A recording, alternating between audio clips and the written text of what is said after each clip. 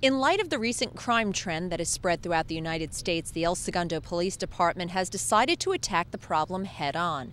They've set up a new innovative program that only takes a couple of minutes, and they've called it Etch Catch. Back in March of 2007, we learned that across the United States, but specifically in Northern California, there was this epidemic catalytic converter theft traveling south through California. It started happening in large occupancy parking lots where there was a lot of vehicles.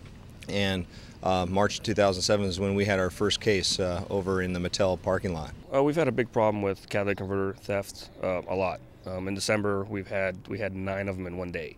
But we're fortunate in about a week we arrested all of them. But the problem was recovering them and finding the victim. So what we're doing is we're engraving the license plate onto the catalytic converter, so when it's recovered, the officer will run the plate from anywhere in the state and we'll find the victim. Catalytic converters contain precious metals such as palladium, rhodium, and platinum. And when sold on the illegal market, a thief can get cash on the spot.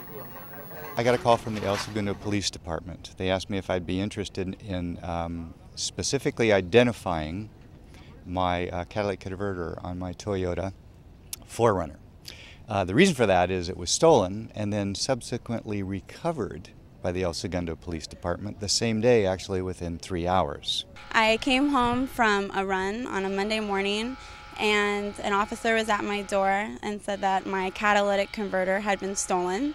So I went out to my car and I started it up and it sounded like a Harley Davidson. General Motors manufactured the Yukon and Tahoe without a third-row seat. They gave the consumer the option to add it later.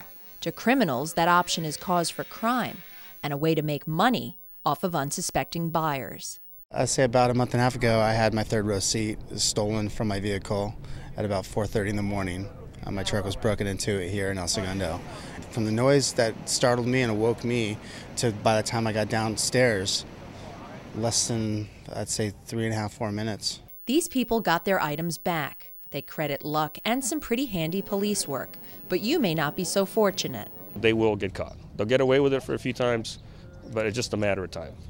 A crime like this is no laughing matter. Those found guilty face probation, restitution, and even prison time.